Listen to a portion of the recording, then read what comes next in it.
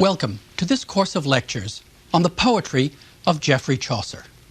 Geoffrey Chaucer is perhaps the first major poet in the English language about whom we know just about anything. He's probably the first named poet in English, and he is one of the most influential writers throughout the history of English literature. One of the things I hope we can see in this course of lectures is the impact, range, and richness of Chaucer's poetry. But another thing I hope we can see are the contexts for Chaucer's poetry. What does it mean to be a medieval writer? What does it mean to be a writer in English? And what does it mean to be a writer of personal desire, social responsibility, and intellectual control? Broadly speaking, these are the themes and approaches that I hope we can see in Chaucer's poetry. And in this course of lectures, I hope to introduce you to the scope of that poetry. We will be focusing in particular on Chaucer's Canterbury Tales, a work of which John Dryden, the 17th century English poet and critic, said, "Here is God's plenty." Chaucer's Canterbury Tales is almost unique in English literature for its detail and its range of character, its spread of theme, and its remarkable panoply of literary and intellectual life at the close of the Middle Ages. How does Chaucer speak to us today, and how did he speak to writers throughout history? These too will be questions that I hope to ask you, and that I hope you will be able to answer in the course of your reading and studying. Now, let's begin with an overview of Chaucer's life and some of the contexts in which he wrote and worked. It's important to understand that Chaucer is a social poet. Now, by this, I do not mean simply that he records details of society, but that human social relationships are a major theme of his poetry.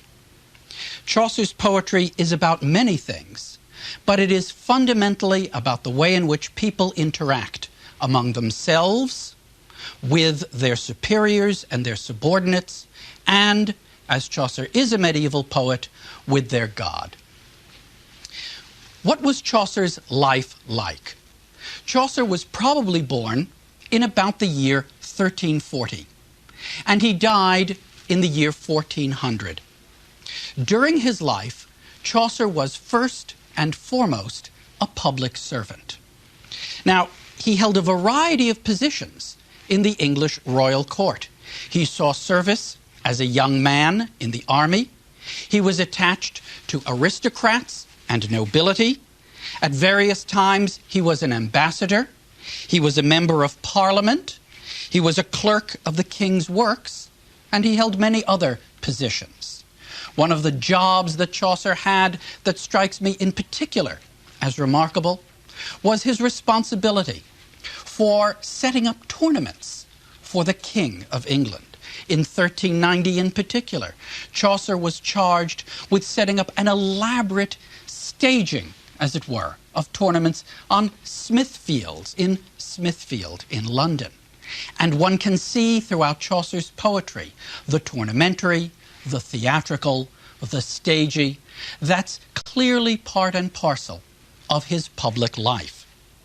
There are many records of payment for Chaucer's services, annuities, annual payments for what Chaucer did. By the end of his life, Chaucer was getting an annual payment of £40 a year from the crown. Now, what does that mean? Or as my father might say whenever we travel to Europe, what's that in real money? £40 a year at the end of the 14th century was an enormous amount of money. A day laborer in London would have been paid a penny a day. Do the math. £40 a year is quite an annuity. What's very interesting, though, about the life records of Chaucer is that we have no documentation of Chaucer as a poet. We have a great deal of documentation for Chaucer as a public servant, as a clerk of the king's works, as a member of Parliament, or as an ambassador on various services. But there's no record of payment of Chaucer actually writing poetry. Therefore, we have an interesting historical problem. What is the evidence for Chaucer as a poet? And what is the relationship between this highly lucrative and successful public life and what is clearly an intensely private but also successful poetic life? It's also important to stress that, unlike Milton or unlike Shakespeare, Chaucer did not produce any written manuscripts that survive. In other words, we have nothing today that is indisputably in Chaucer's own handwriting. As far as we can tell, we don't even have a signature. What do we have of Chaucer's works? What we in fact have are a collection of manuscripts, most of them produced in the 15th century, which attribute works to Chaucer. Now, as I mentioned, Chaucer died in 1400. And the earliest manuscripts, that is, the earliest handwritten copies of any of Chaucer's poetry, begin to appear in about the year 1415 or 1420. Let's say half a generation or so after Chaucer's death. These manuscripts proliferate. Of the Canterbury Tales, there are about 80 surviving manuscripts. Of a short poem such as the one we call Truth, which I will be talking about in a later lecture, we have slightly over 20 manuscripts. Most of Chaucer's poems survive in manuscripts of about a dozen copies or so, but there are some that survive in only one manuscript copy. Now, it's important to understand that in the Middle Ages, manuscripts were labor-intensive and expensive things. Most manuscripts were not, until the very end of the 15th century, written on paper. They would have been written on animal skin, parchment, or vellum, the skin of a calf, the skin of a cow, or the skin of a sheep. It's very expensive to make a medieval manuscript. You'd grind minerals, or you'd use vegetable dyes for your inks. You'd cut pens from the quills of birds, ideally the quill of a goose. And in the intense process in the scriptorium, that is, the place where scribes worked, making manuscripts was a long and labor-intensive process. So the very fact that we have manuscripts at all is a mark of the importance of Chaucer's poetry. The printing press does not come into England until the middle of the 1470s. William Caxton, who was England's first printer, did not establish his press in England until about 1476. One of the first things that Caxton prints at the end of the 1470s is Geoffrey Chaucer's poetry. I'm going to be talking a little bit more about Caxton and his printing of Chaucer's poetry in a later lecture. But for now, I simply want to stress that what we have of Chaucer's works are a set of manuscripts produced after his death, where works are attributed to him by later scribes, and where the manuscripts themselves are labor-intensive products of individual hands. So let's look then at what these manuscripts may tell us, but more generally about what their place might be in understanding Chaucer's life and art. When we read Chaucer's poetry, we are reading the poetry, as I stress, of a public servant, of a public man. And I would like to suggest that a central theme for all of Chaucer's works, and a controlling theme for my course of lectures, is in fact that relationship between public service and the private imagination. What are the tensions between a public life and an imaginary one? What are the relationships between the world of experience and the world of the imagination? And how does Chaucer figure forth in the tales he writes and in the characters that he creates these problems and these tensions for us? Chaucer is in many ways an English poet. He writes in the English language. Indeed, he may change irrevocably the nature of that language. In a later lecture, I will spend a fair amount of time introducing you to Chaucer's language, to the Middle English of the close of the 14th century. Chaucer brings new words into that language. He brings new forms. He brings new literary genres.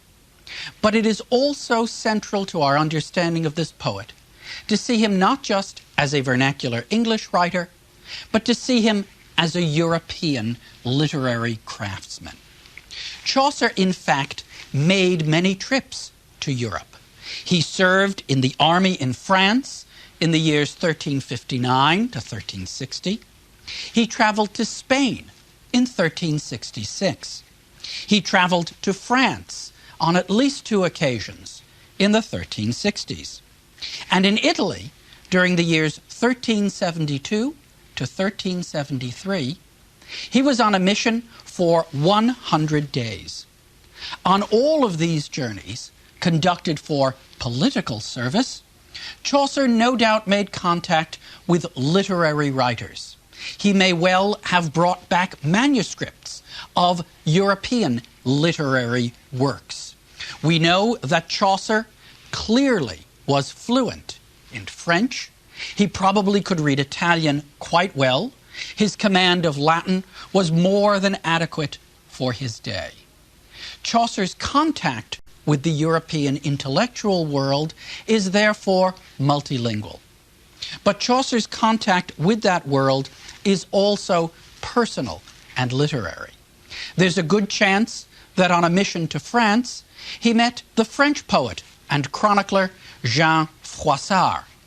Many scholars believe that on his trip to Italy in the mid-1370s, he may have met the aged poet Francis Petrarch. Chaucer's Clerk's Tale of the Canterbury Tales tells us that, in the words of the clerk, the story that he is about to tell he had learned from what he calls a worthy clerk of Padua. Francis Petrarch, Chaucer's clerk says, the laureate poet, who, the clerk goes on, is now dead and nailed in his chester. He's nailed or buried in his coffin. Many scholars feel that this is Chaucer's personal homage to Petrarch. As we will see when we look at Chaucer's great love poem, Troilus and Cressade, Chaucer clearly knew the works of Petrarch intimately. In fact, he has his lover hero, Troilus, give us a Petrarchan sonnet in a moment of love and desire. This passage, which I'll be reading to you in a later lecture, is the earliest English translation of anything by Petrarch. Chaucer knew the works of Dante, who had died a couple of generations before, but whose manuscripts were circulating in Italy as well as in England. Chaucer knew and translated the work of Boccaccio, and he knew and translated the work of the 13th century writers Guillaume de Loris and Jean de Meun, who produced the Romance of the Rose. Chaucer is a European poet, and Chaucer is a translator who, in his own time, had a reputation for his skills with language. Chaucer drew heavily on European models of poetry. Now, what do I mean by a poetic model? I can talk about character, or language, or theme, but it's also important to understand genre. One of the things we will be exploring in this course is, in fact, the way in which Chaucer brings European genres from the continent to England. Some of these genres we'll be looking at in later lectures include the fablio, the domestic sex farce that he took from France. He brought the saint's life, which was popular in Europe and in England, the story of a noble person who becomes a saint. He also brought classical tales, he brought the dream vision, and in his Canterbury tales, he brought the frame tale narrative, a story about people who tell stories. Chaucer may have learned this from Boccaccio, whose Decameron, written in Italian prose, is also a frame tale story, a story about people who tell stories. In addition to being an English poet, a European poet, and a social poet, Chaucer is, as far as we can tell as well, a poet who wrote for royal or aristocratic patronage.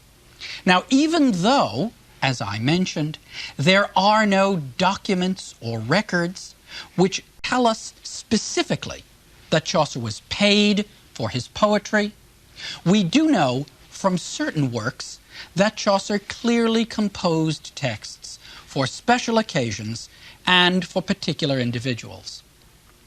Most scholars believe that Chaucer's first sustained piece of poetry was what we now call the Book of the Duchess. It's a long dream vision in which the narrator falls asleep and imagines himself in conversation with a black knight who has, in an almost kind of Ingmar Bergman way, played chess with death. And death has taken away his fair white queen. Now, white in French is blanche. And John of Gaunt, who was one of the wealthiest men of England, a major aristocrat and figure of the nobility, and one of Chaucer's patrons, John of Gaunt's first wife, Blanche of Lancaster, died probably in about 1368. And Chaucer wrote his Book of the Duchess, we believe, to commemorate the death of Blanche the Duchess. There are many coded references to the long wall surrounding a castle, Lancaster, and to Blanche, or the good fair white. There is a public, a eulogistic, and a royal quality to the Book of the Duchess.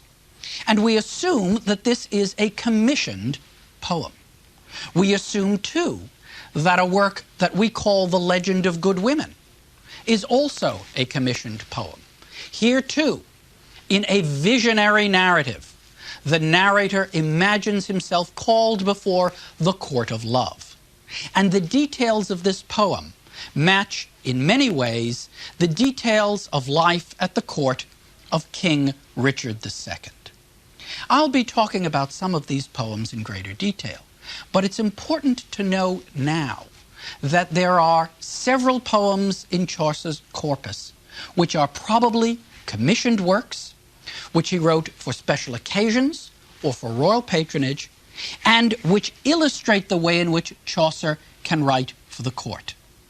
In addition to these kinds of long poems, there are several short ballads that Chaucer wrote that are specifically addressed to friends, to courtiers whose names we can identify, to kings, to Richard II, and after Richard was deposed in 1399 by Henry Bolingbroke, to Henry IV.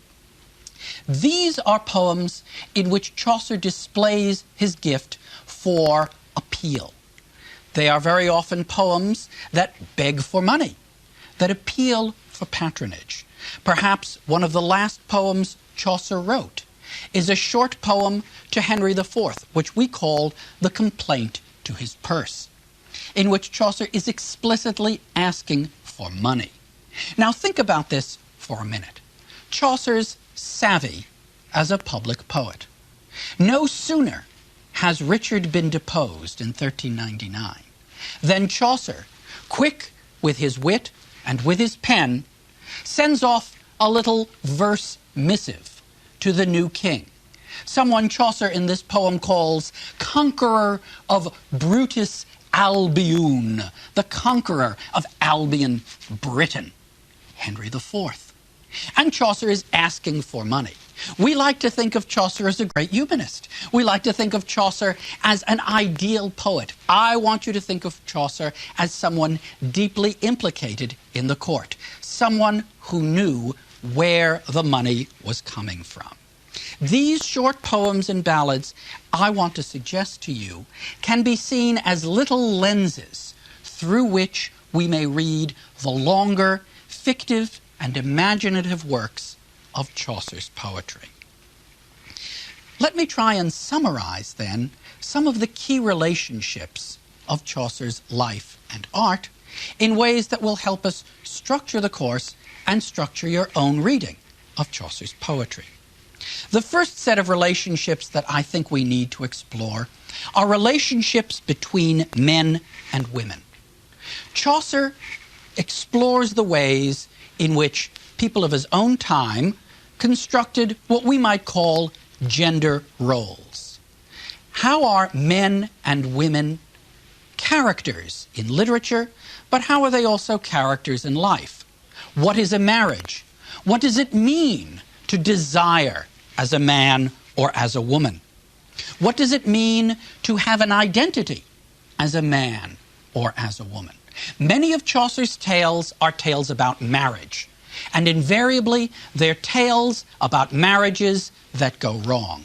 People fight, people argue, people walk out, but people also laugh and cry and scream and yell. Chaucer's marriages, I would suggest to you, are the places where we see the world of late medieval England, of late medieval men and women living out their lives in something as palpably realistic as anything we might encounter in more modern literature. Chaucer also is interested in the ways in which people of his own time conceived of men and women and of roles in marriage and society. Throughout the Middle Ages, and especially in Chaucer's day, people were preoccupied with what a good marriage should be. Is it better to marry than to burn? This Pauline injunction, this apostolic rule of life, informs not just the individual marriage, but a conception of marriage itself. Put another way, what does it mean to be married not to a man or woman, but to the church? Many of Chaucer's characters are ecclesiasts, are monks, nuns, bishops, friars, pardoners, summoners, functionaries in the superstructure of devotion.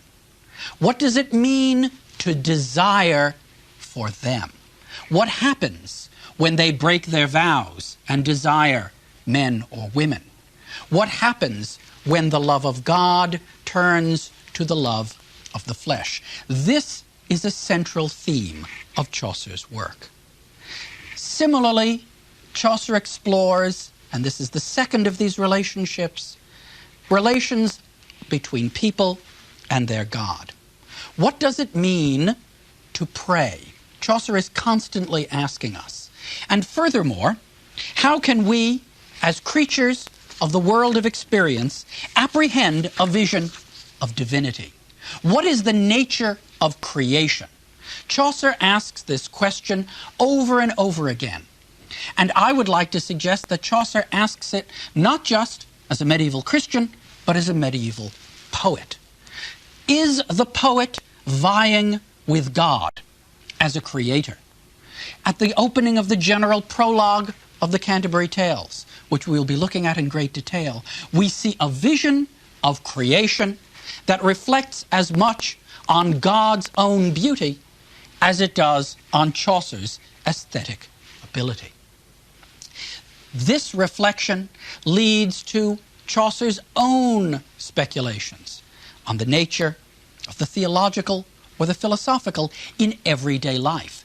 Can we understand what it means to live in a quotidian, in an everyday world that is governed by God? In Chaucer's Miller's Tale, one of the funniest and most ribald of the Canterbury Tales, the carpenter in that Miller's Tale cannot understand the world of God's creation. And he says, this is a world, and the word he uses in Chaucer's Middle English, full tickle. It's a ticklish world. It's a world upside down. But is it really? Only those who cannot perceive the governing shape of creation, Chaucer would argue, see a world upside down. Chaucer, I suggest to you, is a poet preeminently concerned with teaching us how to see the world right side up. Yet, in the world of poetry, when you see that world right side up, do you pay a price? If the poet is a servant of God, is the poet also a creature of the devil? Is inspiration something that comes from the breath of the divine, or is inspiration something that comes from the demonic? We will see not just ideals of poetry and power in Chaucer, but their antitype. Figures like the Pardoner from the Canterbury Tales, or figures like Pandarus from Troilus and Cressade. These are individuals who, if not demonic, are certainly not divine. And Chaucer, like many of his literary inheritors, asks the question, is poetry a function of divine inspiration, or is it a result of demonic possession? The third set of relationships, we had men and women, we have people and their God, and now we have what I would just like to call us and them. Chaucer lives in a world in which people are constantly encountering the other. At the end of the 14th century, in England and in Europe, people came from different places into London, into cities, into Western Europe generally. Remember that on the continent, people of Arab ethnicity, of Islamic belief, are living side by side with Christians. Jews are living in Europe, but not in England. Jews had been expelled in the year 1290, not to be readmitted into England until the age of Cromwell in the middle of the 17th century.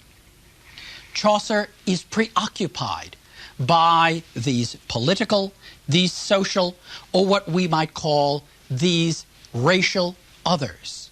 Chaucer sets many of his works in an other place. His Squire's Tale is set in the world of Genghis Khan. His Prioress tells a horrible story about Jews. But Chaucer is also interested in what we might consider today the personal or the gendered other. At the beginning of the Canterbury Tales in the general prologue, the Chaucerian narrator meets many characters, and he meets the Pardoner.